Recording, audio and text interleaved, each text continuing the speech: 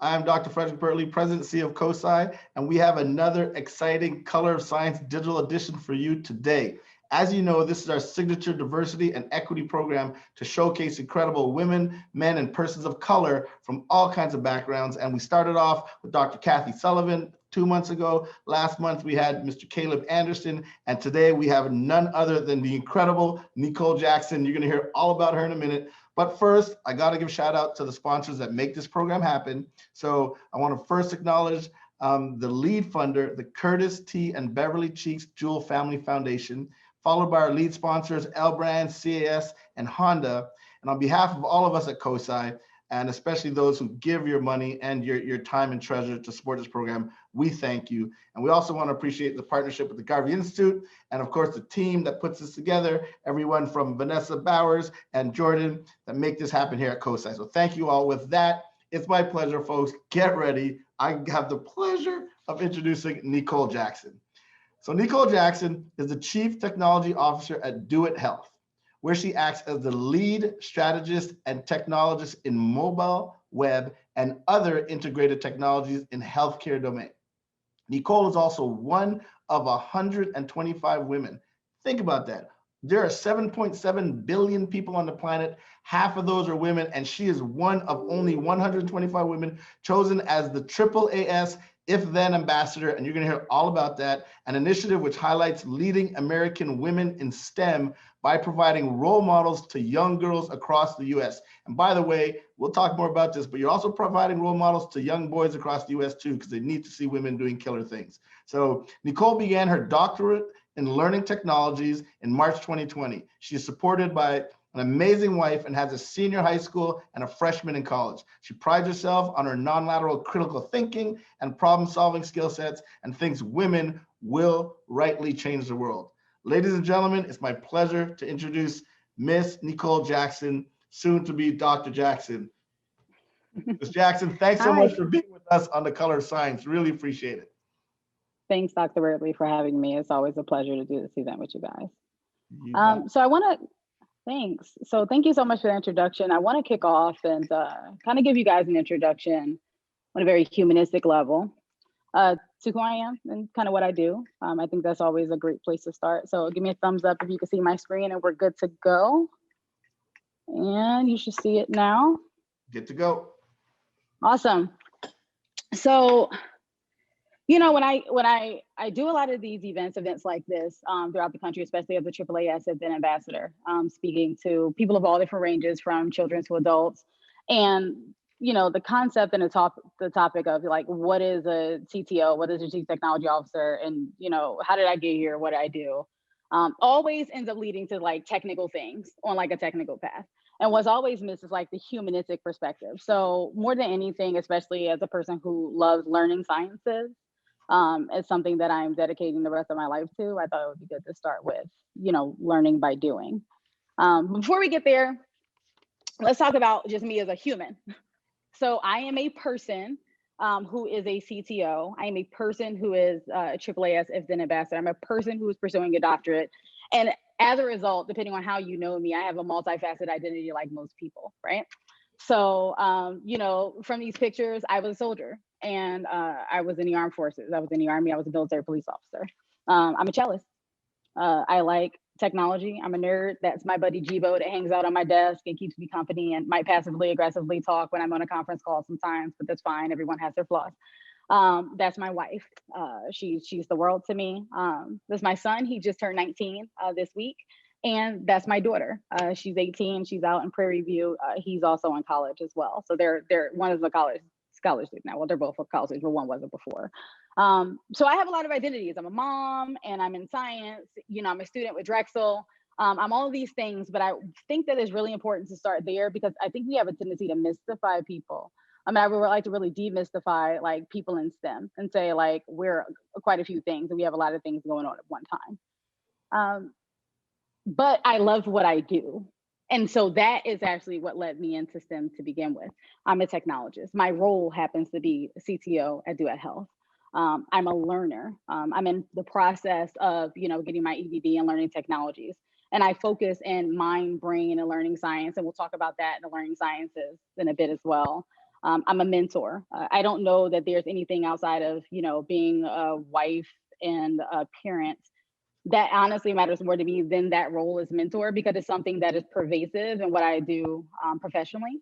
And it's something that's pervasive in why I volunteer, or why I'm with AAAS. So I'm a leader. I learned how to lead from being in the military because I had to learn how to follow.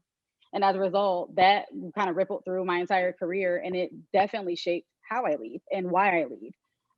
But that means I also lead through both objective and subjective learning, understanding the outside world, then my place in it from systems thinking. And as a result, I am a problem finder and problem solver. We solve problems by understanding gaps. We find problems by understanding that we create gaps. And so as a result, we can solve the things that we find. So I kind of wanted to emphasize this here and this impact that, if then, and definitely put these ladies, this is Black History Month. So I also wanted to highlight the incredible group of Black women with AAAS and if then, because they've had an incredible, profound impact in my life over this past year with just so many things that have happened socially and politically. And I have been profoundly encouraged and inspired by these women. And so one of the asks the other day from a call was for us to uplift our fellow Black women in STEM. And so you're seeing them in this picture now. And I don't know if any of them are watching, but all of you have had a profound impact in my life. And I appreciate you and thank you for being here in sisterhood, along with all the other women in AAAS. But this month, I want to make sure that they know that I see them. How it began. So that's my mom, and she has no idea that I put her in this picture. And I know she's going to be really angry that I put her in this picture. I did anyway, because I said I would publicly embarrass her someday, and I finally done it. And that's me, and we look a whole lot alike. So, I mean, my mom was in STEM really young, and she initially went to school for biomedical research and engineering. And at some point, my father got sick. He got really sick. And they were both engineers, but as he was sick and he was dying, she made a decision to transition her life into getting into computer science. That was a long time ago. That was when people were still writing in COBOL. That's where she got her start. The impact of watching a woman at probably the lowest time of her life while her spouse is dying, make a decision to make a career change because she saw the future, literally shaped everything that I am today. There's no other way to put it. And she's still that person. So, I mean, she went from being a COBOL engineer to a PeopleSoft engineer. And then literally about a month and a half ago, she's fully retired, made the decision to go back to school to learn Python because she's intrinsically driven to learn. And so I wanted to make sure I highlighted this because, I can have a whole conversation about the impact my father had as an engineer and all the things he taught me when I was a kid. He was a welder, and he literally welded me like a multiplication table because he wanted me to know that he cared very much about what I learned. And so shout out to Black fathers who shaped their Black daughters, right? But my mother, she taught me that there is no such thing as change found by age. And she taught me that there is no such thing as learning something or, having a restriction on what you can learn because you don't know it now. And those things drive everything I am. Is actually the reason I'm probably in the learning sciences now, because I am very interested in how people learn. But more importantly, not only how people learn, but that people know that there's no boundaries to learning to begin with. And as a result, I've become a lifelong learner. And so that's really led me into my crazy career in STEM and in technology, and now into the learning sciences, which will impact technology. And a big part of it, I think, is, in my professional career, the things that we build a duet, they don't exist. There's no other way to put it. Clients come to us, hospitals of all sizes, but especially now during COVID, have come to us and said, hey, how would we solve this problem? And to be quite honest with you, we are very much function as a lateral organization. I am the chief technology officer, but we are also lateral. And that means that I, pride myself on a team that is just as capable. And if anything ever happens to me, there are so many people in line who could easily step into this role because I've ensured that they are trained to do so, right? Because we need lateral contingencies and we need to ensure that we have a line of succession. But as we dive into the problems we try to solve and that we solve together, we go in there blind, knowing that even though we do not know how to solve the problem in the moment, we trust ourselves to navigate through it to find a solution. And that may mean having many personalities in a room at many times. Sometimes it means conflict. Sometimes it means disagreement, but we know what we're capable of because we trust each other. that is my role as a CTO. And I've learned every single lesson from that woman and that picture, because it's exactly what she taught me as a child. And then I've had the support of the other woman in the picture, who I'm with. We both look perplexed because we're both intensely listening to a conversation at a conference, but that's Dr. Monique Humphrey. She's the reason that I am here in Texas now. I've learned under her as a woman who has a background in computer science, as a woman who has a background in healthcare, and also as a woman who is now the president of Houston Community College Northeast. She made the same transition that has inspired me. And so I've been blessed to have genuinely strong women in my life who have taught and led and also learned. So just as I am learning and learning science, everything that I learn, I share with Dr. Humphrey. Everything Dr. Humphrey learns, she shares with me, and vice versa with my mother. I share my entire career with her. She shares her lessons with me, but I also teach my mother the things that I do. And so understanding ourselves first from the perspective of learning and growing, I think is the most important part of any role in STEM, and definitely something that I wanted to make sure I shared today. So the recap here, so it would be, I would not do a lot of slides, but they are effective. I'm a CTO at Duet. We build products for healthcare. We do that through learning. I am pursuing my doctorate at Drexel. I have a deep interest in how the mind and the brain work in learning, how that impacts the learning sciences, and I do that through technology. That's the instrument that I choose to use as a vehicle for change there. I am with AAAS, if then, with 124 other incredible women who do all types of incredible things in STEM. And I have been inspired by mentors that have molded me, such as my mother and Dr. Monique Humphrey. All right.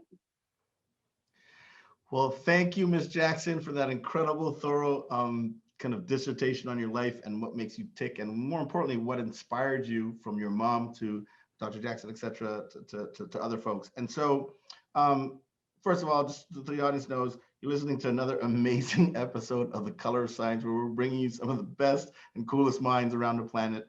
What I'm going to do is I'm going to actually ask a few questions as a starter kit, but people like this program so much, Ms. Jackson, that students from across Central Ohio have already submitted questions. So I'm going to ask you a few, then I'm going to pull from some of those. And then also people are going to be in real time sending questions in the chat. So you just given us a tour de force. I feel like I just drank through a fire hose of incredible, really cool stuff. And you hit on so many important buttons.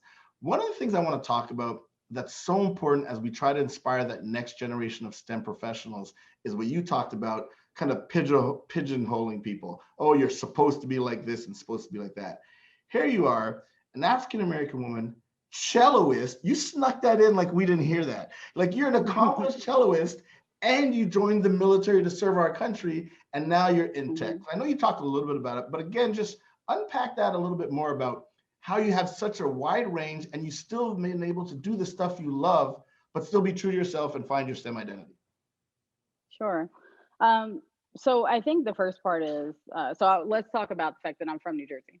And so in New Jersey, I'm not only from New Jersey, I'm from East Orange, New Jersey, which means that that's where Whitney Houston came from. That's where Lauryn Hill came from. That's where Naughty by Nature. I'm dating myself. Y'all are probably like, I don't know who Naughty by Nature is, but I care and I know.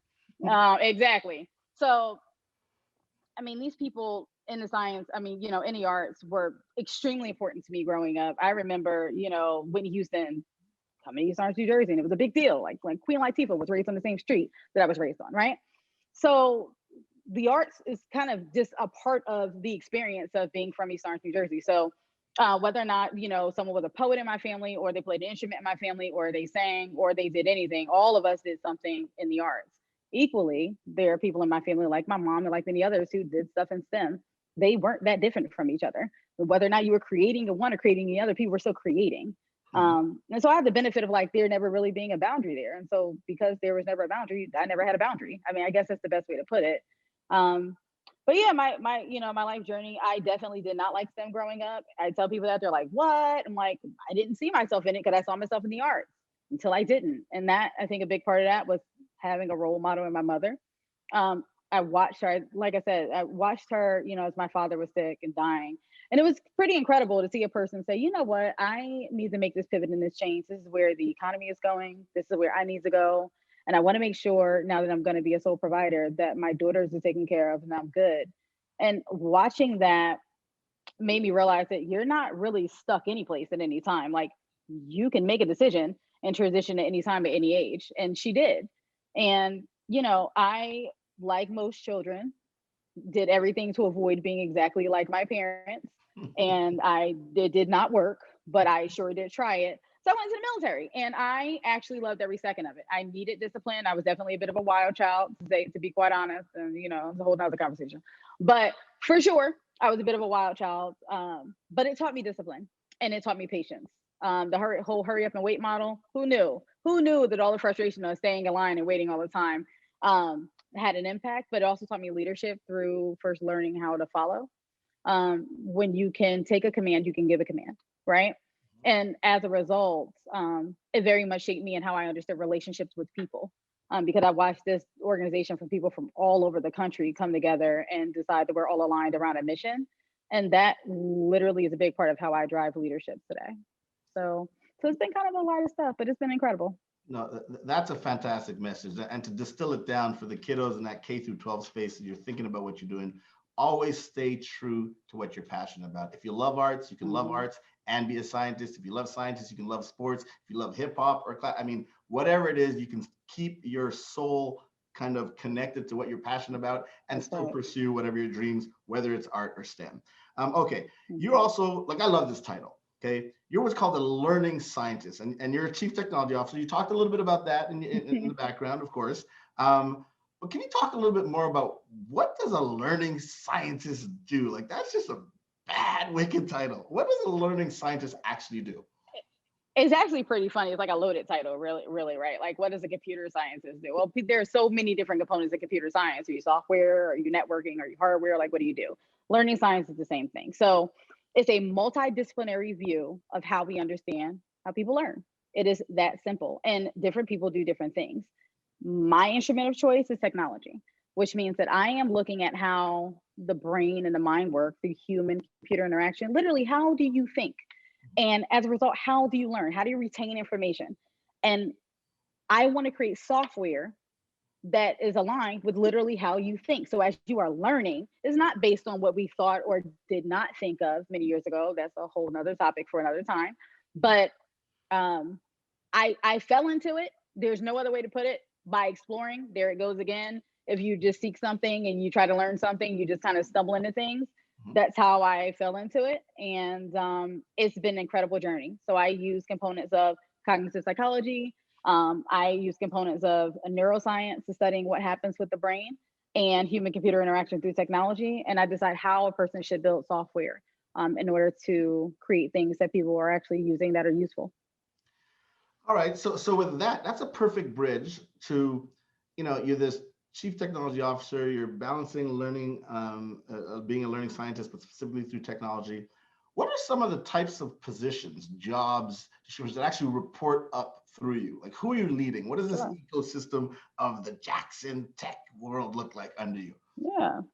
So there's the mobile crew. They will say that they are different. They are the same. Team iOS and Android, who actively compete. My web team, that it consists of front-end engineers, back-end engineers. Front-end are the people who make it look and feel a certain way. Back-end are people who make it work a certain way. And then everyone in between. So it's been a lot of coaching with people from design based on what I understand from human computer interaction on how things should work based on how the brain works. And then also on the product teams, right? There's the, product people or the creatives of the world. They come up with the ideas. I would say, great, that's a great idea. This is how we're working technology. So let's talk about that so that we can align. So it's kind of a hodgepodge of different characters, but I think as the team kind of develops and evolves, you kind of see people swaying one way or another. And that's the goal, for people to be cross-functional and have many, many, many different worldviews of different jobs. And listening to that, I just really want our listeners to understand one of the things we talked about with the Color of Science and COSI Connects, which is bringing you this program today, is science isn't linear anymore. And definitely from a career standpoint, you're not you may be a specialist yourself, but you don't work by yourself anymore. It's not silent. It's That's so right. connected. I mean, here you talk about the front end engineers and the back engineers, the mobile folks, the website folks, but you're working in healthcare. So you're dealing with doctors and nurses and That's patients and right. all that kind of, and so this STEM ecosystem for the younger folks out there, the beauty about this, aside from it just being really cool and interesting, is there are all kinds of career opportunities that require multimodal learning. And so you can pretty much find something that's interesting to you, and your voice and your work can be relevant. So with that, I want to kind of change gears to talk about how do you get there, because you rattled off some stuff. You talked about an EdD and a PhD and doctoral student, and you know the adults might really get that. But just walk us through kind of K through undergrad, grad. What's an EdD versus a PhD for the kiddos listening? Sure.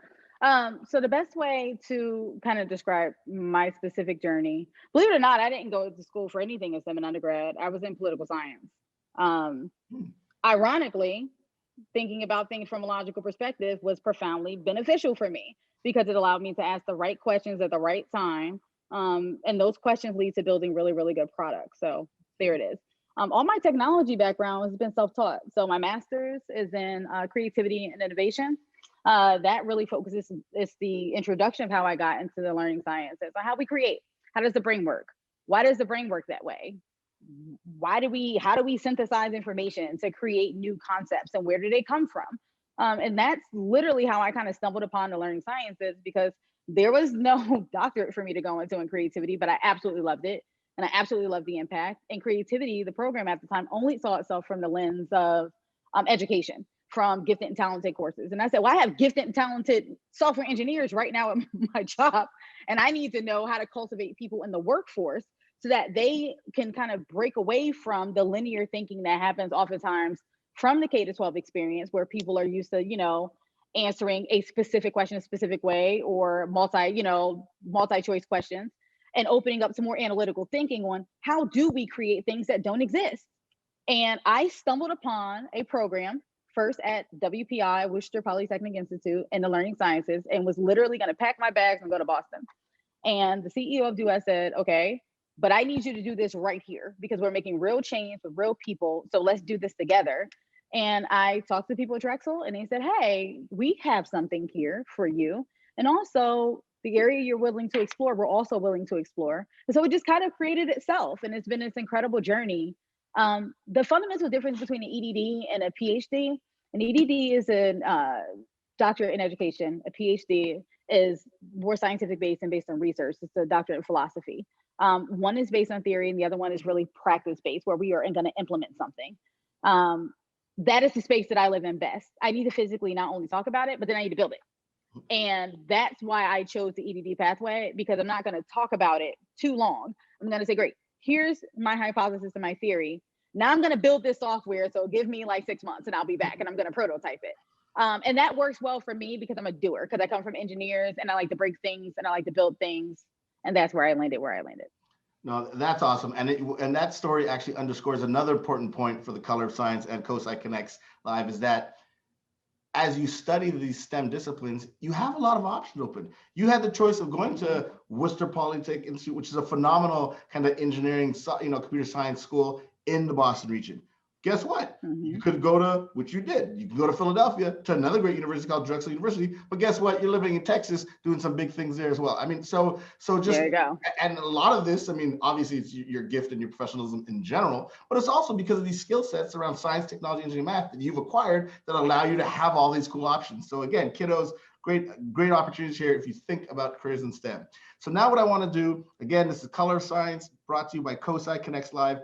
I want to get to some of these kiddos who got questions in early, and then I'm seeing some pop up here in the chat. I'm going to get to the ones in the chat, folks, but first let me read some that were submitted early. So first of all, this is coming from Melissa W.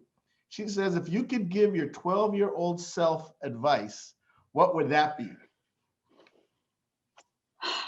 If I could give my 12-year-old self advice, I think I would have given myself more credit for what I knew in mathematics and science. I was absolutely that kid that did not raise their hand at that age, because there were a lot of boys in my class, and I was in gifted and talented courses that were male dominated, and I did not feel secure in myself to raise my hand and say, I know the answer. it's an irony that it took being in the military, about predominantly a male workforce, and then being in software engineering to get that courage. But I wish I would have had that a lot younger. Got it. So you would have given your 12-year-old self some advice to say, girl, put that hand up. You know the answer. Right. You know the answer. Stop playing. Raise your hand. Exactly. All right. We got Aisha M from Berwick, the alternative K-8 school. Aisha wants to know, what was one of the greatest obstacles that you had to overcome to achieve a successful STEM career? Myself. I was self-sabotager in chief. If you do not know that term as a young age, learn it right now. I want you to repeat that, because this is going to be a deep lesson. Yes. Slowly. I was self-sabotager in chief when I was younger. So I spent more time trying to tell myself not to do something than I did actually going through the process of doing it, and spent so much time psyching myself out because I was afraid of what would happen if I succeeded, that I failed immediately because I never tried. That was a lesson that I had to get over very young. And I'm fortunate to have done so, but it is something that if you guys can just jump into it. Don't sabotage yourself. So that's interesting. I want you to, because you're a learning scientist, I want you to maybe give some tips as to how to do that, because I think that's a great point. And many of us at multiple ages, by the way, not just the kiddos, are afraid to jump. Any advice as to how the average person can look at that thing where they're a little scared, a little apprehensive, and how do we catalyze or help them jump? One of the things I started doing, I still do it today, just so you know. If I'm nervous about something, I will literally get a list.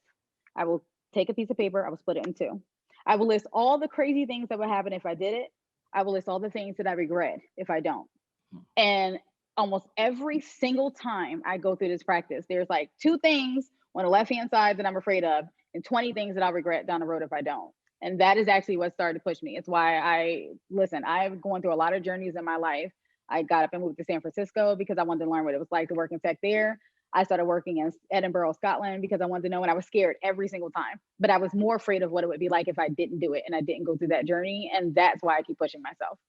I love that. And what's really cool about that, and kudos, I didn't really expect a different answer from Ms. Jackson, and that's you took a scientific process. Yes. You didn't roll dice. You said, hey, I'm a little scared. Let me write them down. And that's something we all can do. So I hope you heard that message. We can all put out a list of paper and have here's what would happen if I do it. Here's what we regret. And you can do that in the basic math. I love that. All right.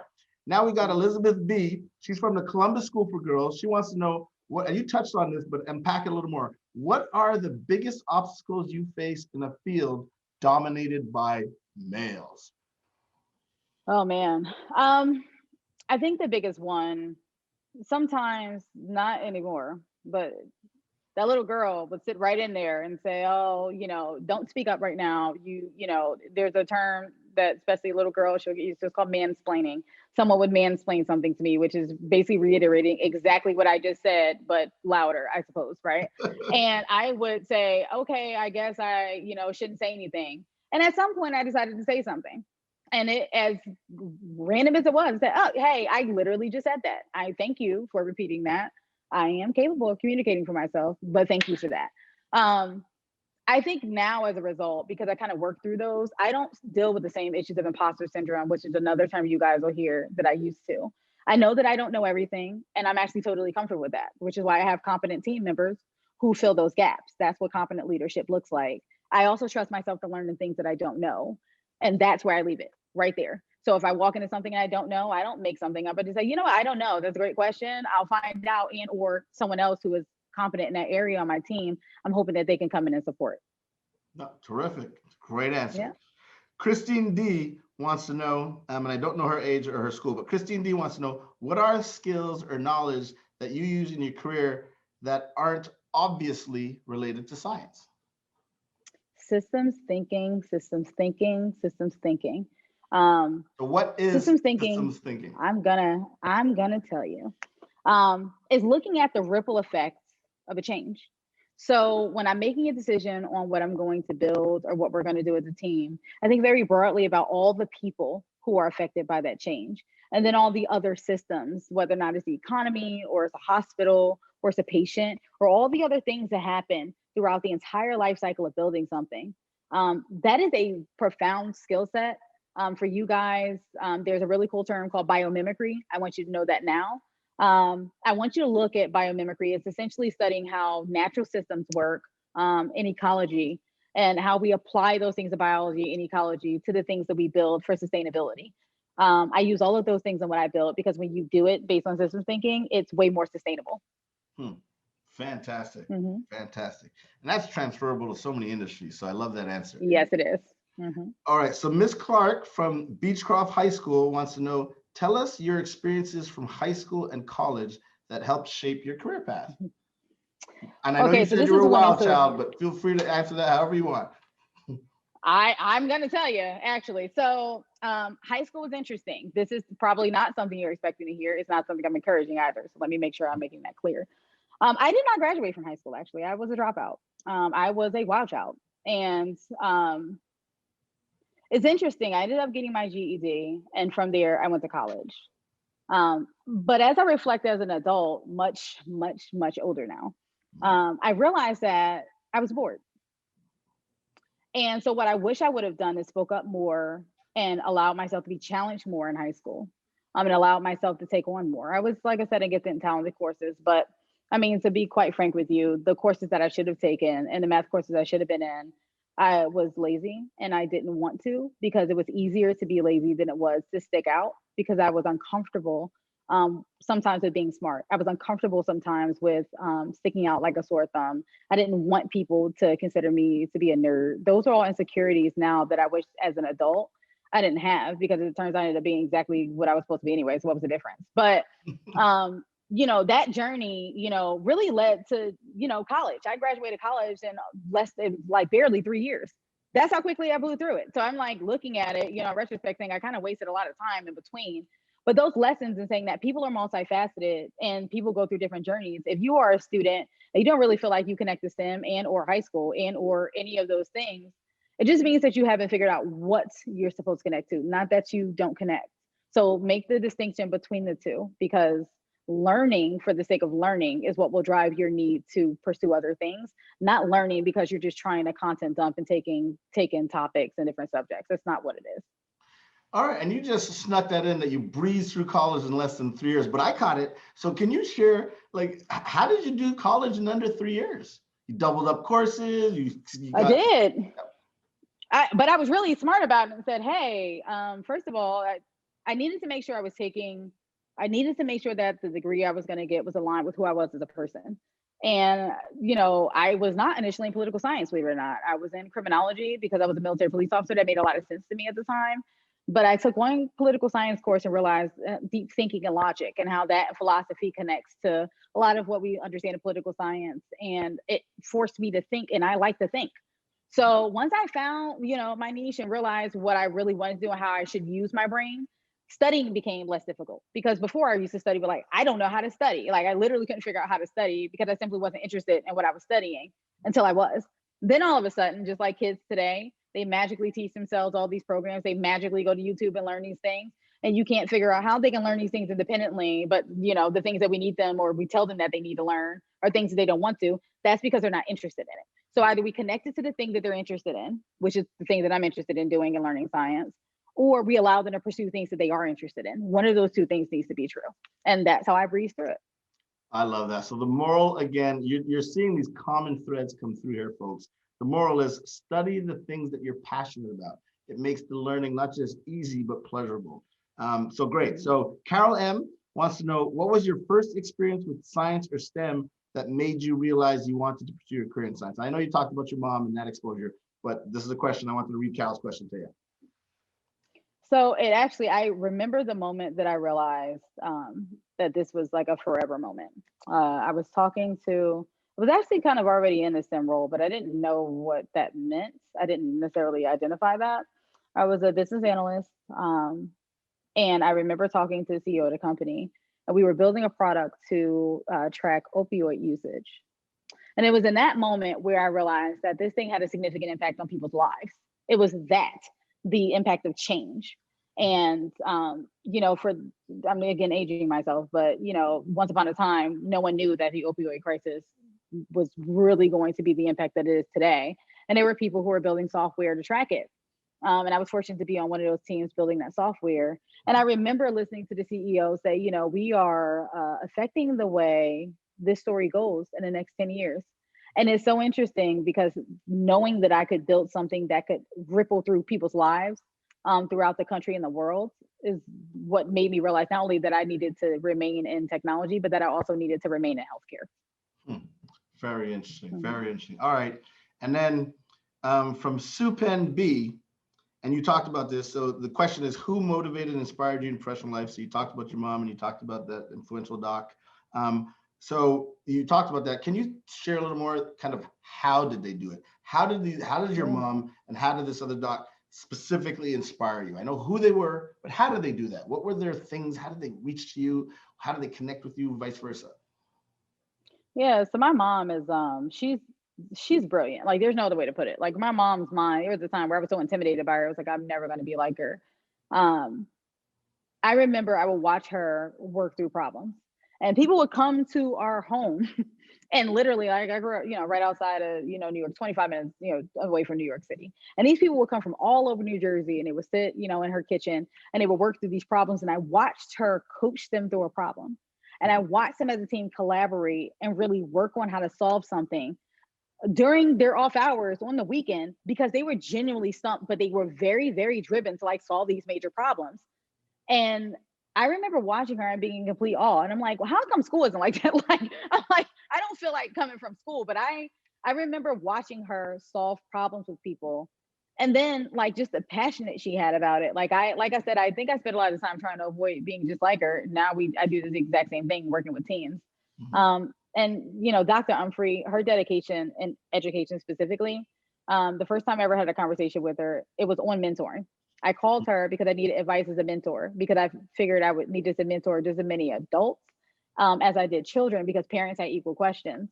And that conversation ended up lasting for about 3 hours. And she's molded me in thinking very deeply about self and where I fit into the equation and ensuring that I am accountable for not only how I'm leading, but what I'm being led to. And so because she speaks so much about intentionality that she's just really shaped just a big part of how I am as a leader. You know, that's really interesting because you've explained kind of two different ways people inspired you. In the case of your mom, and we kick around this term all the time today, it's kind of a hip term, I see you. But it's really beautiful because you were actually watching your mother and you were seeing your mother, essentially studying your mother. She may not have been, I mean, your mother's super smart, so she probably knew you were doing this, but it wasn't like she was actively teaching you an algebraic equation. She was modeling this behavior and you were paying attention. And I love that message because just by seeing people and paying attention, we can learn a ton. And then on the second hand, with Dr. Humphrey, she more empowered you to dig within yourself, see the gifts and greatness you have, and then figure out how to leverage those to support next. So it's a combination of outwardly seeing, but also, you know, bringing. That's just. I want to write that out, man. We got to co-author a paper. That's a deep message. I really like that.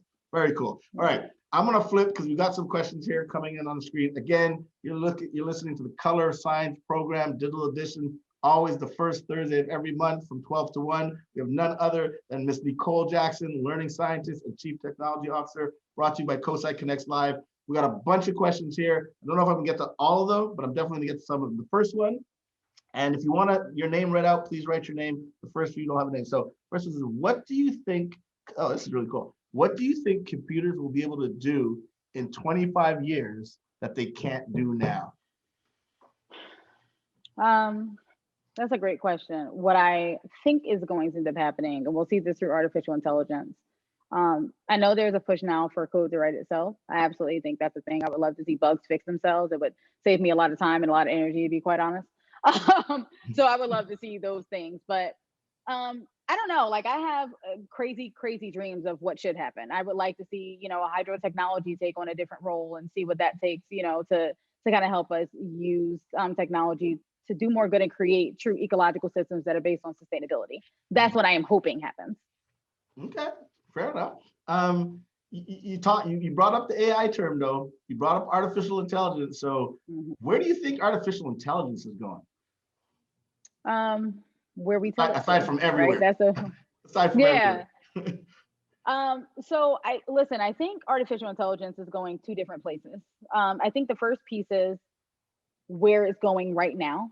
Um, we are seeing things that are being automated. We will continue to see an explosion of automation, right? Jobs that are easily repeatable, we'll see it. It'll continue to flow.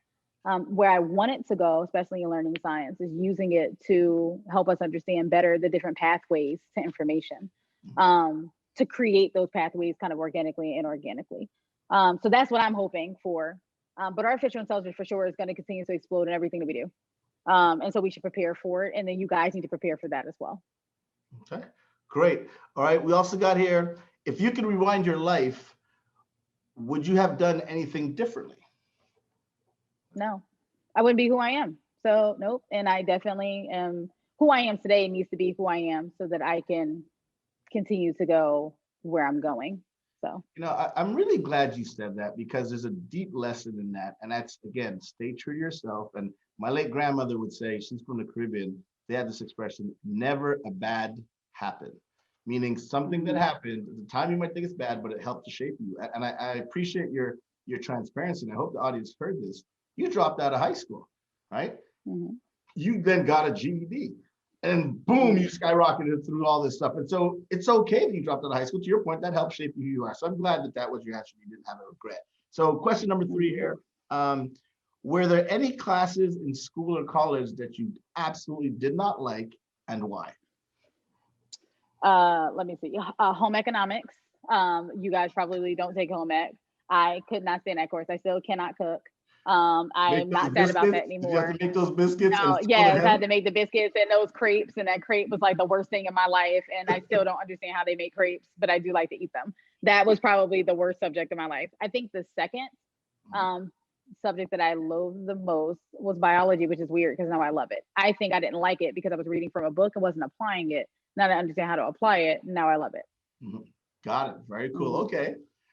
What did you do to keep, this is deep, what did you do to keep yourself positive in unmotivated times? Man, that's a good question. You know what? I have a deep belief and trust in the ability for a human being to move through a moment. I see life as a series of moments. And so I try to pause oftentimes and say, this is bad right now, like COVID, right? Like COVID happened. I'm absolutely over it like everyone else. It's a moment, a very long moment. It's a long moment, but it is a moment nonetheless. And so when I see it from that lens, it's a lot easier to push through. Yeah, no, very cool. All right. So tell us about your favorite project that you've worked on in technology so far. So there's a really, really cool app that we build and we support. It's called Live Well. It's out of Advocate Aurora, which is out of Chicago. And I've seen that app add in meditations and all these things. They made a Super Bowl commercial out of it last Super Bowl.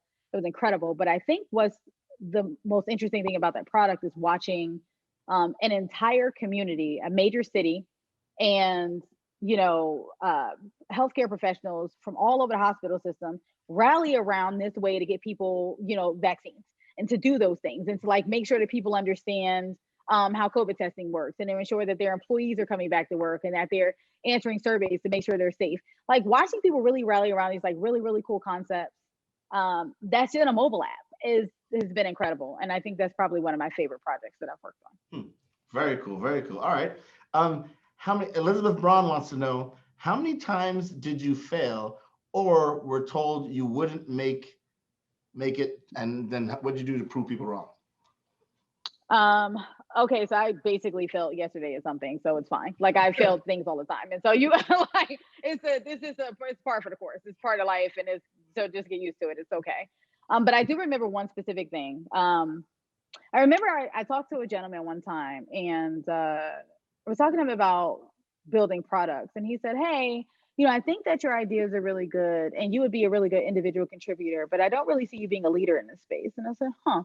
I got mad about it, and I wrote a paper about it, and that paper ended up winning an award from Drexel, and I ended up writing curriculum on the same thing, a product for a company called Thinkful. So I like to take what the things that people tell me, or and if there's any kind of critique or failure, and instead of me using it to like down myself, I say, okay, well, if I'm bad at it, then let me prove how I'm not. And if I really am bad, then how am I going to get better? It's never what it is in the moment, is what my goal is to become.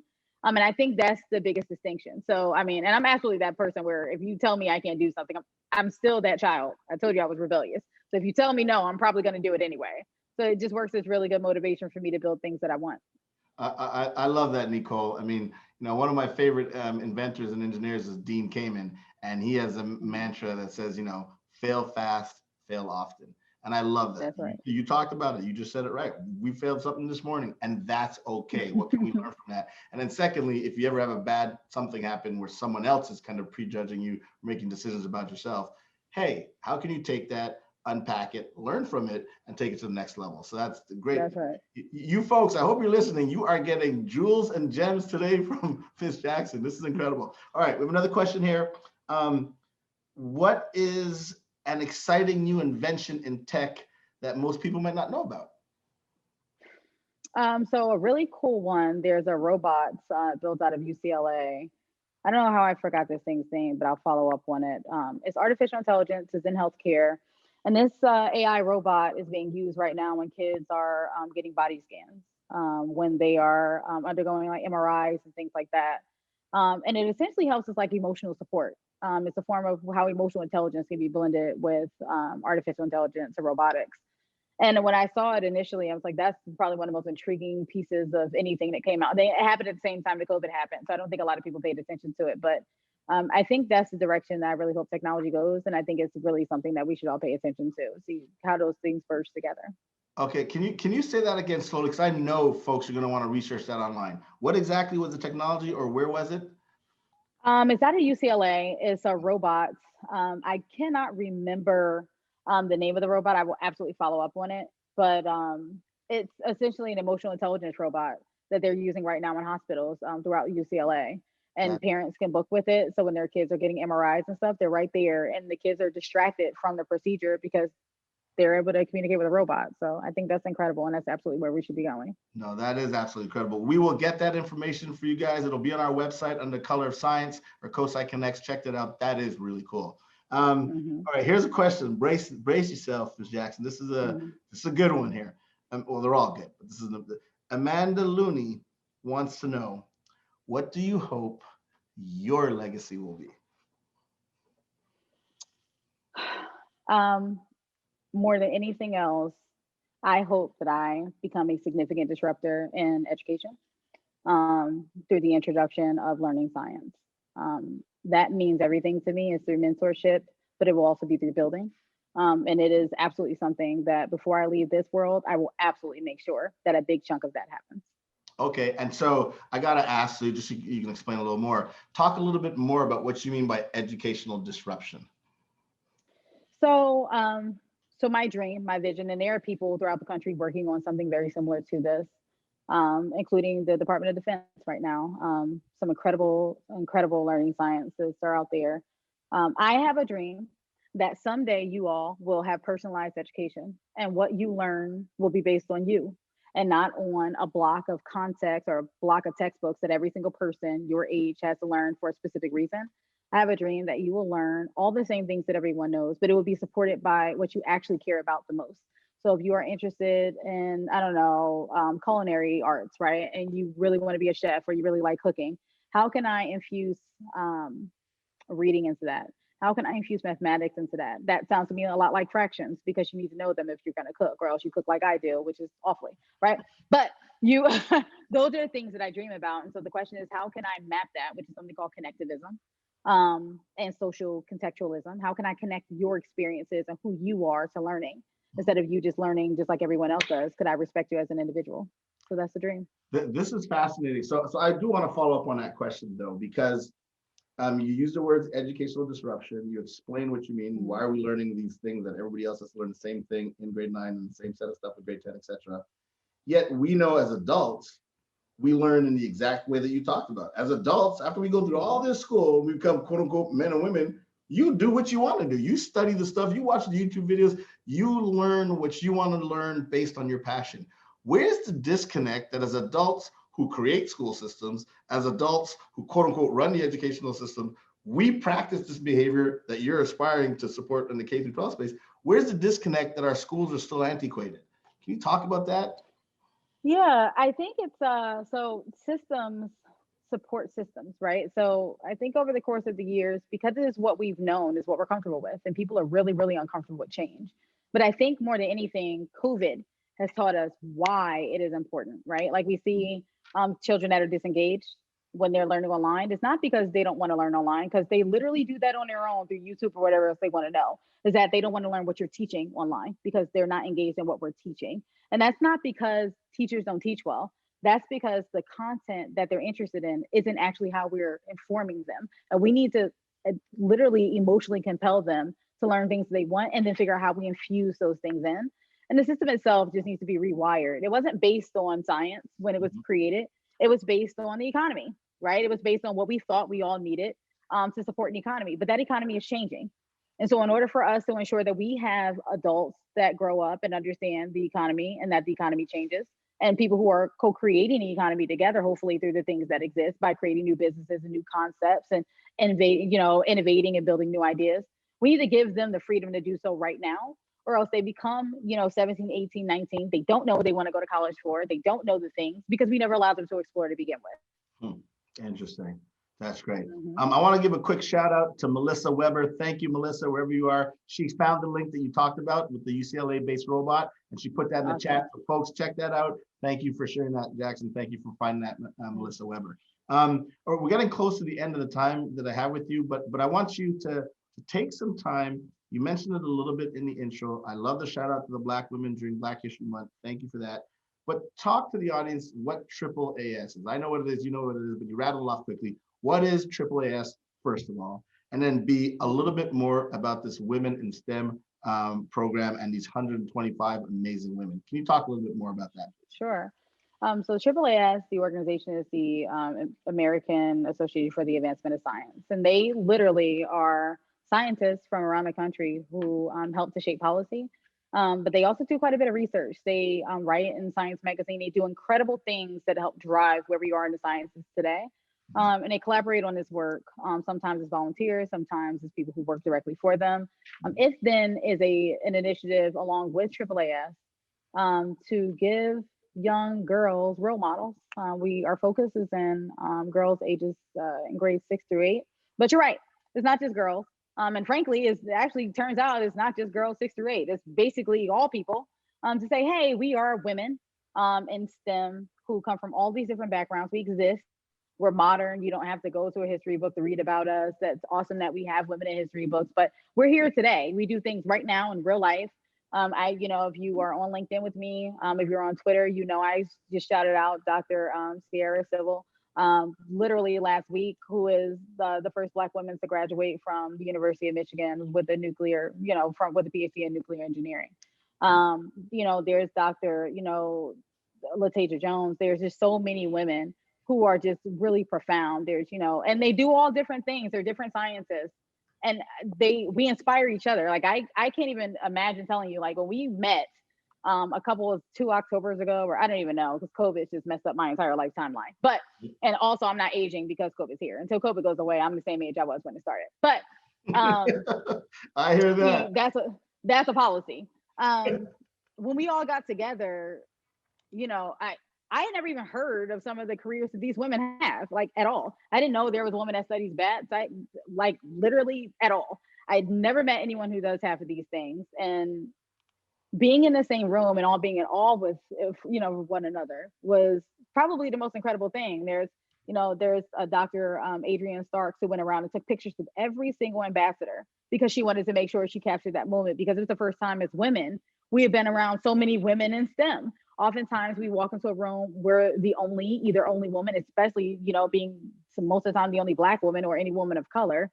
And so to be around each other, I don't know how to tell you the emotional feeling it was, but we work to show you all that we exist and that we're here and that we're actually really normal and we do normal things, but also we do STEM stuff. And that's actually pretty normal too, because you use it every day.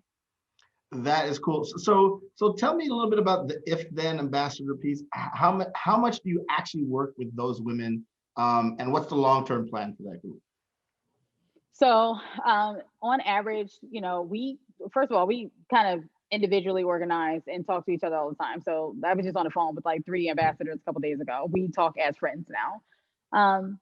But we all kind of, focus on different things. We have different grants that we've pushed out to, impact different initiatives throughout the country. Our long term right now, I think the ambassadorship was initially supposed to end in October. It's been extended at this point indefinitely. We'll have a statue exhibit. It'll be the country's largest exhibit of all women statues ever.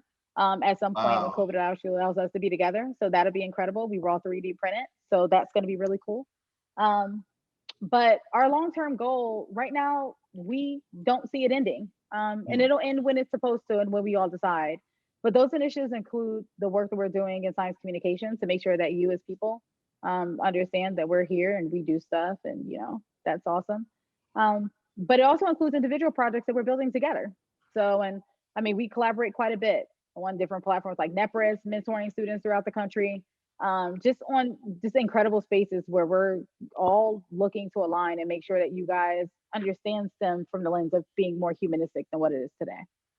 That's amazing. Listen, we're getting close to the end. Folks, stay tuned. We have this great art competition where you get to win an iPad mini, a cool hologram tool, which actually Ms. Jackson was the one responsible for giving us that tip. And then also a cool membership to COSI and some COSI Connect kits. That competition is coming up soon. But before we get to that, I got to give you the final words. What final advice, what final words would you like to share with our audience today? Yes, I wore the t-shirt. You can't really see it, but I'm going to say it. Be you, they'll adjust. Be exactly who you are in your space and let everyone adjust to that. Because if you are not you and authentic in your space, no one else will ever know who you are. I love that. Be you and everyone else will adjust. That is awesome, man. And I love that, because it's not saying that the universe revolves around you, but you got to do your authentic self 24/7. No, I love that. Listen, Ms. Jackson, it's an absolute pleasure to have you on the show. Please stay with us for a moment. I'm going to share my screen to kick off the STEM competition. Here we go. I want to make sure you guys can see my screen. Great. So again, I got to give a shout out to our lead funder, the Curtis T. and Beverly Cheeks Jewel Family Foundation, also CAS, Honda Key Bank, and of course the L Brands Foundation for help pulling this off. So we have this STEAM challenge, Ms. Jackson. I hope you like it. We have the February art contest theme. We always theme it around our special guests. You are a mistress of technology, a incredible learning scientist and chief technology expert. So we decided to theme it around technology. So kiddos or adults, submit your art inspired, your science, technology, engineering, art, math inspired, art graphic, 2D painting, scribble, art, whatever you want to do, submit that. How do you submit it? You send it to vbowers, that's vbowers@cosi.org. Pull out your cameras, take a shot of this screen, no later than March 8th. First place winner gets an iPad mini. The second place winner gets a hologram machine. And you're looking at it, this is really cool new technology that both myself and Vanessa first learned it from speaking to Ms. Jackson. Really cool stuff. And third place, you get some COSI Connects kit and a family membership. So again, screenshot this, do your best art inspired by something based on technology, based on having Ms. Jackson here. And with that, I want to say this is another COSI Connects Live, incredible color science digital edition program. Such a pleasure to have you on today. Next time in March, we are going to feature none other than Ms. Kelly Giraldi. If you want to learn how to go into space and you want to become an astronaut, definitely check this out next March. Don't miss it. The first Thursday of every month from 12 to 1. I want to stop sharing my screen. I want to wave to you, Ms. Jackson. Thank you so much for being here. What we like to do is we like to send the comments. There's a lot of comments and really complimentary stuff. We're going to capture that and send that to you so you can have that for your archives. Thank you so much for being with us today. You're an inspiration to all people, absolutely women, absolutely African-American women, but more importantly, all 7.7 billion people on the planet can benefit by you. So thank you so much for sharing your time with us. Thank you so much. You guys have a good day. You got it. You too. Take care.